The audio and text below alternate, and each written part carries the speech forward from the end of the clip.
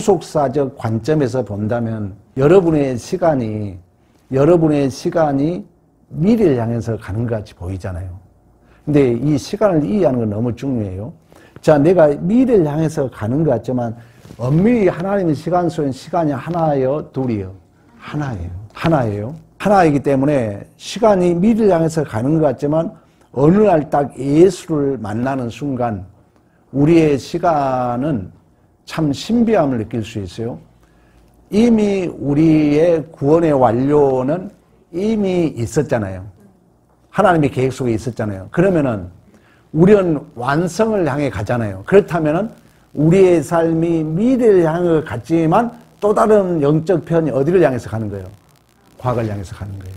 그러나 실질적으로 여러분들이 생각해보면 예수를 딱 만나는 순간 이제 예수가 기준이 되어서 이미 있었던, 이미 하나님의 계획에 완료됐던 그 구원을 향해서 가는 거예요. 그렇기 때문에 가면서 여러분들이 예수 믿고 나면 이제 미래를 향해서 가는 것 같지만 예수를 믿으면 믿을수록 무슨 일이, 어떤 일이, 언제 일이 생각날까? 과거 일이 생각나요. 이게 생각나면서 오늘을 나에게 깊이를 안 만들어 가고 있다. 아직 여러분들은 구원이 뭔지도 모르고 아직 성경이 뭔지 모르고 있는 거예요. 그러나 이제 신앙생활 어느 정도 하게 되면은 제가 한 말이 이해 갈 줄로 믿습니다. 미래를 향해서 가는 것 같지만 이미 하나님께서 이루신 그 구원의 완성을 향해서 가는 거예요. 그러니까 어떻게 보면 미래를 향해서 가는 것 같지만 우리의 시간은 영적으로 보면 어디를 향해서 가는 거예요? 과거를 향해서 가는 거예요. 이미 있는 과거를 향해서. 과거란 표현은 얘기하죠. 이미 있었던 하나님의 그 구원의 완성을 향해서. 그렇기 때문에 우리의 삶은 미래에서 향해서 가는 것 같지만 신앙을 어제 일이 오늘 후에 서울 수 있어요. 왜? 과거가 자꾸 내 안에 자각이 돼요. 그래서 이러한 중첩된 삶을 통하여 성령의 조명을 통하여 결국은 내가 깊어져야죠. 내가 넓어져야죠. 내 안에 하나님의 계획이 구체화, 실체화 되어야 될 줄로 믿습니다. 이게 없으면 교회 생활 허당이에요. 이게 없으면. 그래서 그 과정에서 하나님의 계획이 내 안에 구체화, 실체화 되도록 하나님께서는 우리에게 두 가지를 줬어요. 말씀과 하늘에서 파견된 누구? 보혜사 성령 하나님. 그래서 말씀을 들으면은 성령 하나님이 조명, 자각, 개혁의 역사를 이루어갑니다. 그래서 말씀을 들으라는 거예요. 말씀을 들으지 않으면 죄송하지만 착각 속에 살아요. 내가 신앙에 좋은 것 같이 착각 속에 살아요. 나도 학창시절을 보내봤잖아요. 공부 어정쩡한 애들은 다 아는 것 같아. 근데 시험 보면 점수가 안 나와. 그래 여러분들이 말씀을 들으면 반드시 성령은 말씀과 역사하기 때문에 우리의 존재가 달라질 줄로 믿습니다. 오늘 창세기 34장은 이제 야곱의 딸 디나 사건. 그러니까 우리가 본향을 향해서 가는데 천국을 향해서 가는데 일어난 사건이라는 거예요. 근데 이 사건이 또 지나요. 그러면 이 사건이 또 나를 조명해요. 그래서 이 사건이 또다시 나를 깊이 만들어요. 오늘 본문의 내용은 뭐냐면 그런 과정 속에서 세겜에 머물렀는데 희위 족속이라고 그래요. 그러니까 성경은 축자 영감설이라 그랬어요. 단어 하나 선택에 중요한 의미를 가지고 있다는 거예요. 희위 족속 하면은 여러분들이 두 가지를 생각해야 돼요. 정탐꾼들이 만났던 네피림의 후손이야. 그리고 노아 홍수 전에 당시에 뭐가 내렸다고요? 네피림이 내렸어요.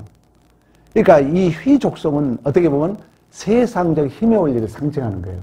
크고 아름답고 좋은 것. 이 휘 족속 중에 하몰의 아들 추장 세겜이 그 야곱의 딸 디나, 성경은 이제 여기까지 가면 이제 이해 한 사람은 이해하고 이런 말 잘못하면 여러분들이 오해받아요. 우리 교회만 아는 거예요. 성경의 모든 여인은 뭘 상징한다 했어요? 교회를 상징한다 했잖아요.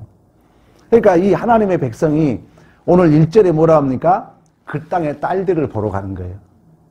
세상, 그 하나님의 백성, 구별된 백성이 세상의 아름다움을 보러 간 거예요. 이 본다는 얘기는 단순하게 관찰이 아니에요. 그 문화에 참여하고 싶은 거예요. 여러분도 그랬잖아요.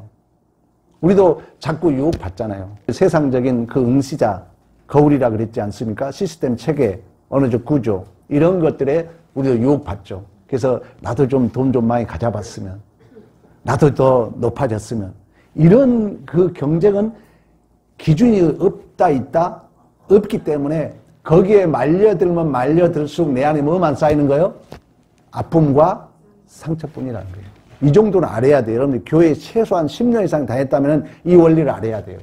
그러니까 그런 지금 관계가 쉽게 말하는. 그래서 이 야곱의 딸이 세상적인 딸들을 보러 갔다가 방금 히족속 하몰의 아들 그 추장 세겜에 의해서 이런 단어 쓰기 죄송합니다. 오늘 성경적 표현이 그러잖아요. 2절에 봅니다. 2절에 뭐라고 합니까? 합독합니다. 시작.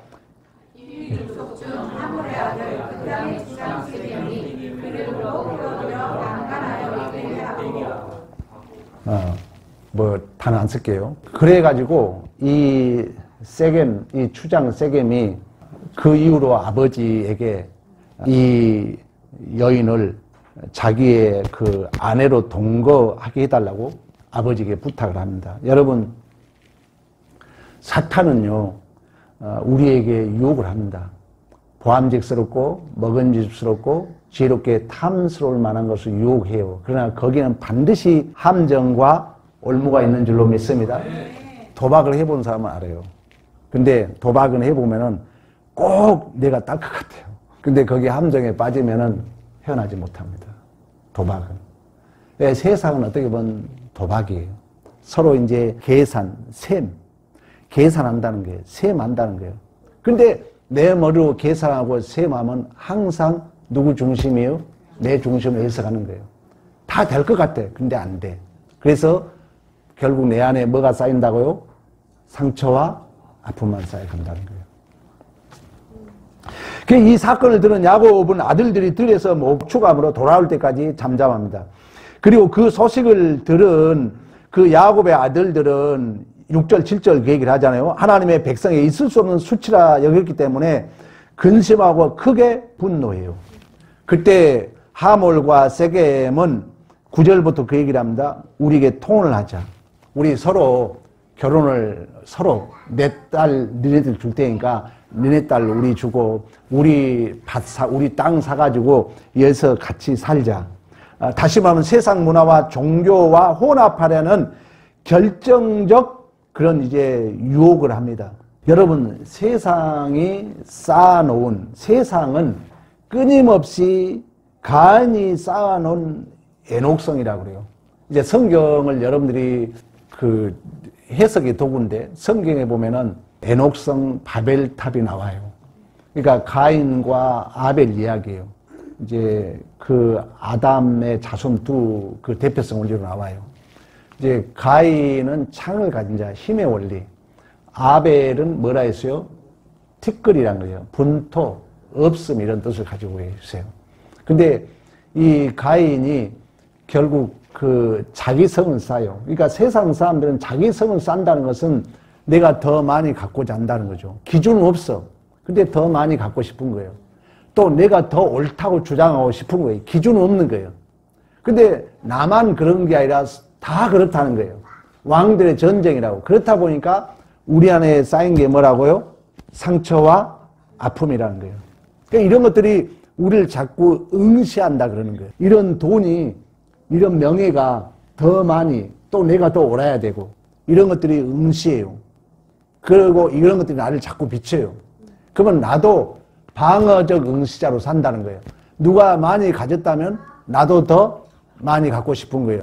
누가 더 옳다 주장하면 내가 더 옳다고 주장하고 싶다는 거예요. 그래서 이제 그 증상이 뭐냐면 남을 비판해요. 왜? 남을 죽여야 돼. 왜? 내가 더 높아야 되니까. 근데 뭐는 없다고요? 기준이 없는 거예요. 세상의 원리야. 그러다 보니까 의연중에 내 마음에 쌓인 것은 아픔과 상처라는 거예요. 그러니까 이중적인 생활을 하는 거예요. 진실을 안 내놔 사람들이. 다 꽁해가지고 이렇게 감추고 사는 거예요. 거룩한 척 할 뿐이죠. 좋은 척 할 뿐이죠. 왜? 아픔과 상처는 다 감추는 거예요. 근데 이제 교회를 다니면은 이 진리 앞에 빛이라 그러죠. 말씀은 조명한다, 폭로한다는 그런 뜻을 가지고 있어요. 그래서 말씀을 들으면 여러분들은 지금 속으로 다 내 속이 보여요, 이제. 아, 내가 이러고 있구나. 의연 중에 여러분 지금 다 알고 있을 거예요. 보이게 돼 있어요. 그러면서 나를 만나는 순간 그 상처와 아픔이 어떤다 했어요? 치유된다는 거예요. 치유. 그래서 여러분들이 말씀을 잘 들으면은 여러분의 치유가 되면서 내 어떤 문제가 에바다 열리면서 건강도 해주고 세상에 줄 수 있는 평안과 기쁨도 누리게 될 줄로 믿습니다. 그러나 이러한 영적 메시지를 못 듣고 이러한 영적 관계를 모르면은 세상적인 그 유혹, 세상이 비추는 그러한 응시, 그러한 거울 앞에 내 눈이 더 밝아질 수 있어요. 나도 더 밝아지고 어떻게든지 내 옳음을 증명할 수 있고 어떻게든지 나도 남보다 더 죄송합니다. 여러분 잘 좀 사세요. 잘 살고 싶어. 어쨌든 이런 세상적인 것에 눈이 밝아지면은 그때부터는 사람이 계산하게 된다는 거예요. 오늘 본문 내용도 그런 얘기 흘러요. 여러분 뭘 보면 벌써 딱 계산하잖아요. 셈하잖아요. 셈이 없은 이제 사건이 오늘 본문에 우리의 충격이라고 해요. 그 충격이 나를 공백 상태로 만들 때 내가 셈하지 않았을 때 나는 어디를 향할 수 있는 거예요? 제목 안 읽어봤어요? 진리를 향할 수 있다는 거예요. 그러니까 우리는 이제 세상적인 것에 이제 유혹의 눈이 밝아지면은 그때부터 세물에 계산해. 저놈이 어떨까? 내가 이길까 손해일까? 그러면서 은근히 이제 그때부터는 속고 속이는 자존심과 탐욕 속에 보복의 올무에 내가 갇혀버려요. 그걸 쉽게 말하면 뭐라는 줄 아세요? 지옥이라 그러는 거예요. 자, 우리 청소년 시절에 읽었던 장발장. 꾸준히 사실 이 장발장도 엄밀히 말하면은 셈하는 주인공이죠. 어쨌든 남을 뺏어와야 되잖아요. 왜? 세상이 나를 인정하지 않으니까 열받아 도둑질하고 사는 거예요. 거기에 또 셈하는 또 한 사람이 등장해. 경찰 자베르. 어쨌든 이놈이 이러네 하면서 서로 옳고 그름과 얽히고 설키죠. 그럼 이 셈, 이러한 계산 속에 사는 이걸 깨뜨리려면은 이러한 셈과 계산에서 탈피하는 뭔가 충격이 와야죠. 그래서 어느 날 장발장이 황 목사 집에 와가지고 금촛대를 둘러간 거예요. 그러면 이제 셈과 이 세상의 원리는 이 사람은 그걸 추적하러 다니는 자가 경찰 자베르야. 장발장 어디 가야 돼요? 감옥에 가야죠. 근데 황 목사가 뭐라 하죠? 이제 경찰 앞에 가서 분명히 도둑질해서 그 장발장은 내가 진술을 얘기하면은 장발장 어디 가야 돼요? 교도소 가야 돼요. 근데 황 목사가 뭐라 했다고요? 경찰 앞에? 이건 내가 준 거라 그래요. 내가 촛대로 너의 영혼을 샀다 그래요. 이게 하나의 사건이에요. 이게 하나의 충격이에요. 여러분들이 전도를 하려면은 세상적 원리로는 절대 안 됩니다. 계산된 머리로는 절대 전도 못 합니다. 그들에게 충격을 줘야 돼요. 세상에 없는 이야기를 해줘야 돼요. 세상에 없는 도둑질한 자 앞에 가서 내가 줬다 해버리니까 그동안 있는 모든 세상적 시스템이 무너질까 존재할까? 무너지는 거죠. 그걸 공백이라고 해요. 없음. 그때 진리로 가는 통로라 그러는 거예요. 우리의 신앙생활도 마찬가지입니다. 그런 의미에서 한국 교인들이 얼마나 구원이 있을까? 이 세상에 없는 것 때문에, 이 세상으로 만들 수 없기 때문에 진리를 찾잖아요. 근데 우리가 잘못하면 교회에서 세상 원리를 덧붙이는, 더 성도를 지옥 가게 만드는 그런 교회가 많다는 거예요. 아닙니다. 이 세상에서 내가 무엇을 만들 수 있다면, 내가 이 세상으로 진리를 만날 수 있다면 우리는 이 세상 공부 많이 하고 돈 많이 벌면 되겠죠. 안 되니까 우리는 여전히 진리를 찾고 있는 줄로 믿습니다. 베너에게도 마찬가지야. 유다 베너. 내가 자주 얘기했잖아요. 서로 계산하는 거예요. 유다는, 베너는 부유하게 살았어요. 그 친구 메살라는 베너에게 엄청 돈을 받고 살았어요. 그러니까 서로 이제 어떤 계산과 셈 속에서 기브 앤드 테이크야. 주고받고, 좋다, 너 좋고, 나 좋고, 닌 좋고, 매부 좋고. 여전히 좋아야 되니까 또 더 좋은 셈을, 더 좋은 계산을 위해서 메살라는 누굴 배신해요? 베너를 배신해요. 그럼 이제 계속 계산해야죠. 너 나 배신했지. 계속 셈해야죠. 너 이제 죽일 거야. 너 때문에 내가 얼마나 손해를 봤는데. 그러면 이러한 계산과 이러한 셈의 그 시스템의 체계를 무너뜨릴 수 있는 유일한 길은 전혀 다른 사건을 만나야 되잖아요. 그 사건이 뭐예요? 예수 그리스도의 십자가 사건이에요. 나는 저 원수를 죽여야 되는데, 나는 저 원수를 어쨌든 이용해서 내가 성공해야 되는데, 머리에 잔머리 계속 쓰고 있는데,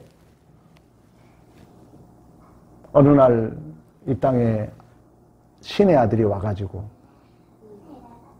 아무 죄 없으신 분이 뺨을 맞아요. 침뱉음을 당해요. 어떻게을 당해요. 그러면서 아버지, 저들의 죄를 알지 못합니다.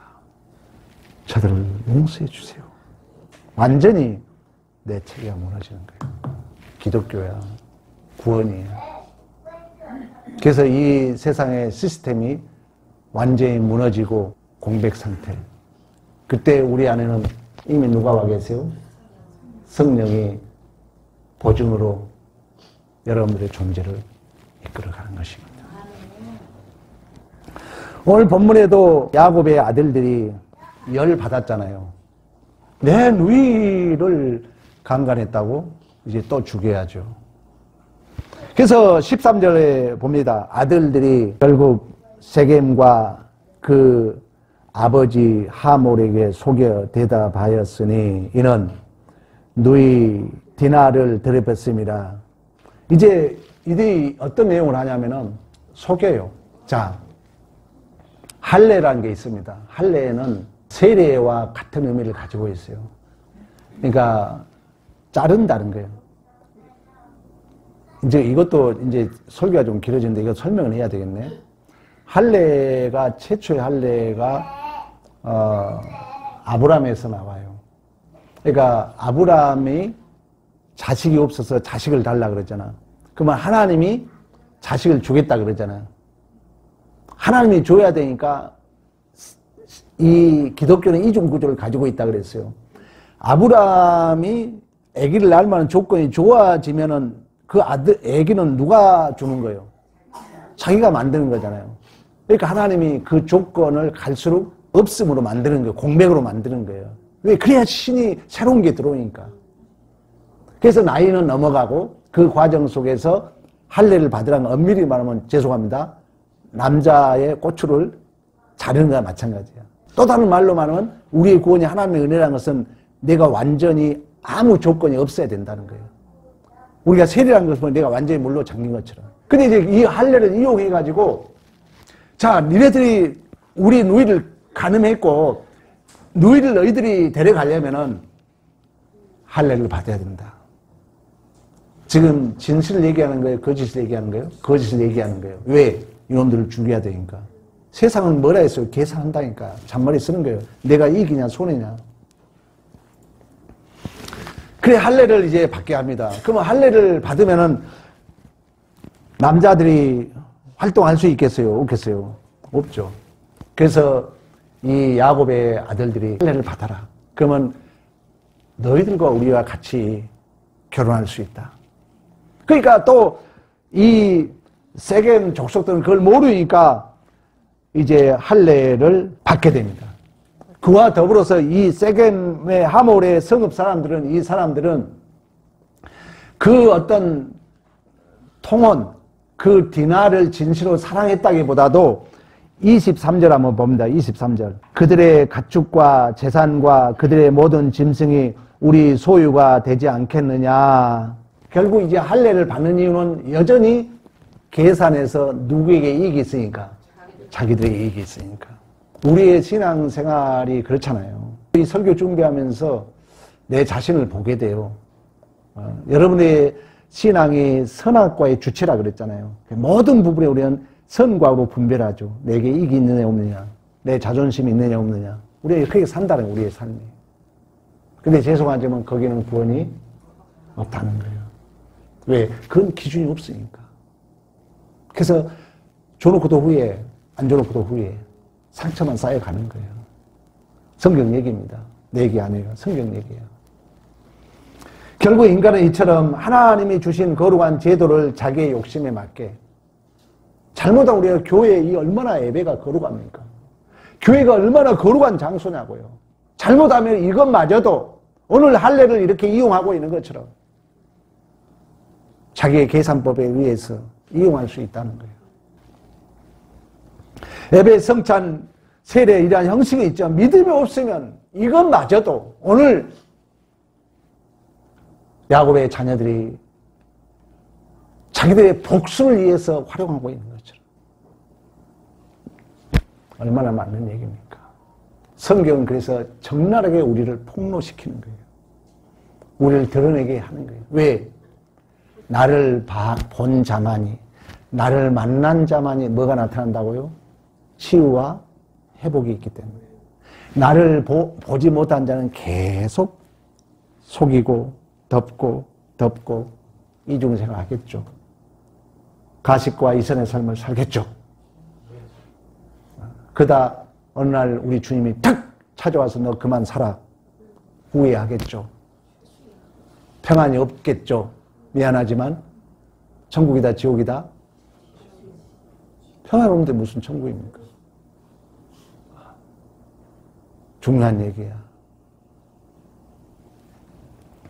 그래서 이렇게 이제 속여놓고 3일 때 됐을 때 25절 봐봐요. 3일. 이제 죄송합니다. 우리 좀 웃잔 얘기지만 남자들의 이제 그 할례 포경수술 오늘날말로 말하면. 그래가지고 옛날에는 뭐 꼬맨 게 있겠습니까? 옛날에는 의학이 없으니까. 그래가지고 다 힘들어 하는데 칼을 가지고 몰래 살금살금 가지고 다 죽이는 거예요. 여러분 물리적 죽음이 아닙니다. 여러분 오늘 또 누굴 비판했습니까? 누굴 미워했습니까? 살인죄 짓는 거예요. 인간은 어느 정도 구조예요. 말한 대로 돼요. 말한 대로. 우리는 배웠잖아. 역사의 주 누구라고요? 하나님. 내가 지금 죄짓고 있을 수 있어요. 그러나 이것은 누구의 섭니다? 하나님의 섭니다. 최종적 판명이 드러나기 전에 너는 입을 다물하게 됐잖아. 우리 바울 봐봐. 그때로 본다면 바울은 죽어야지. 다윗 봐봐. 은혜 원리야. 다윗을 이해 못하는 사람은 은혜가 뭔지 모르는 거예요. 은혜를 항복시켜서 내 철저하게 나를 없음의 자리로 만드는 게 뭐냐면 죄의 허용이야. 죄의 허용이라고. 그래서 거룩한 죄요. 펠렉스 쿨파 이런 얘기를 한 거예요. 라틴어로. 어거스틴이.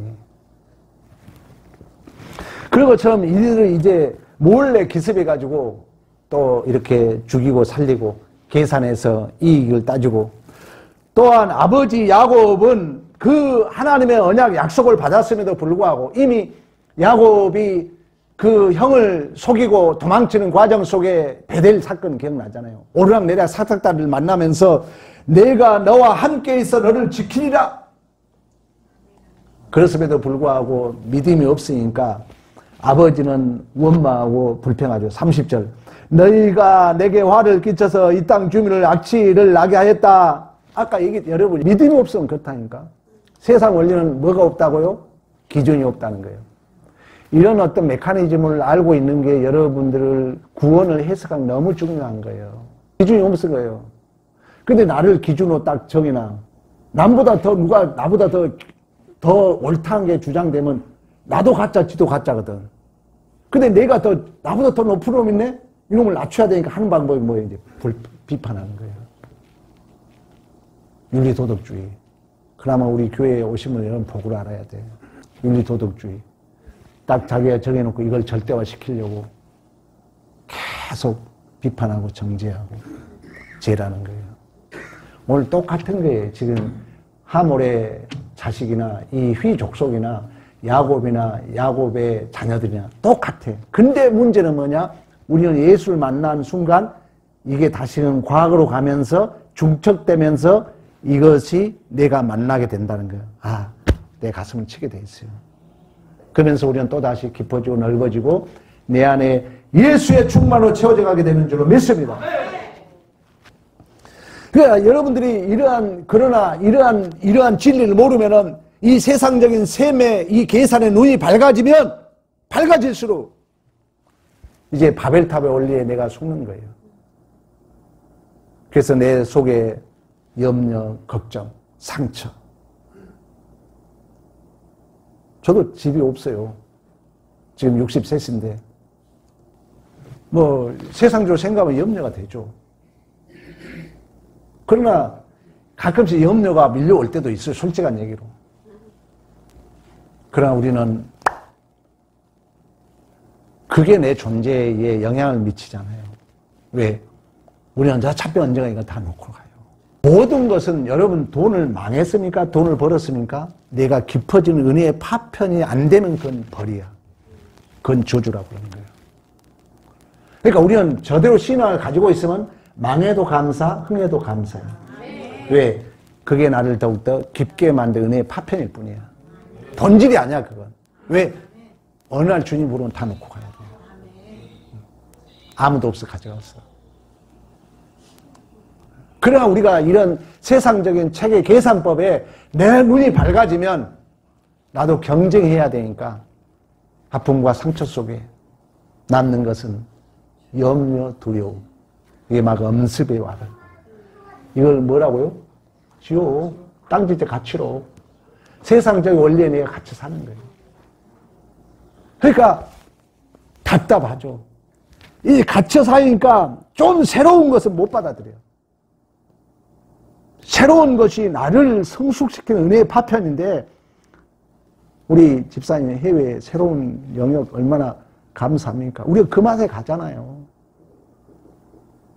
우리의 삶도 마찬가지예요. 그래서 교회는 자꾸 새로운 사람이 들어와야 돼요. 새로운 정황을 우리가 경험해야 돼요. 그러므로 인해서 우리는 또다시 내 자신을 만나고 내가 깊어지고 넓어지는 은혜의 기회인 줄로 믿습니다.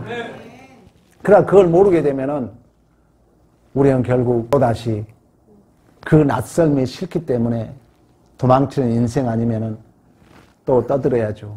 깎아내려야죠. 불평하고 원망하고 산다는 것입니다. 이처럼 여러분 이방 문화, 세상 문화의 최고의 가치는 계산한다는 거예요. 셈. 이걸 소위 합리주의, 수학 공식적 삶. 1 플러스 1은 2다. 이건 기독교를 모르는 사람이에요. 3이 될 수도 있고 5가 될 수도 있어. 아까 얘기했잖아요. 내가 그걸 줬다고 해버려요. 메살라와 베나의 그 갈등 속에 우리 주님이 아버지 용서해달라 해버리잖아요. 여러분 은혜 받은 자는 이 말을 이해할 줄로 믿습니다. 네. 세상 원리는 그러나 그렇지 않다는 거예요. 철저하게 계산 속에 산다는 거예요.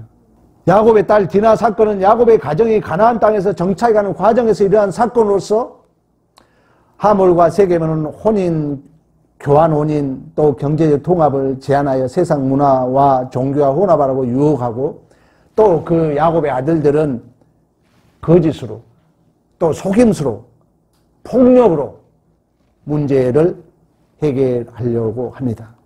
그러나 하나님은 그러한 사건을 더욱더 나를 나되게 만들고 그러한 사건이 내가 이래서 안 되겠다. 로 거룩함이라는 것은 구별된다. 그런 뜻을 가지고 있어요. 그러니까 여러분들의 부정적 사건이 그런 의미에서는 모든 게 은혜라는 거예요. 그래서 설교를 바로 들으면 과거에 이 중첩된 우리가 미래를 향해서 간 것 같지만 과거 이미 있는 걸 향해서 가면서 내가 죄송합니다. 웃자는 얘기예요. 내가 쌓아놓은 어둠동을 다 내가 보게 돼요. 근데 그게 은혜라는 거예요.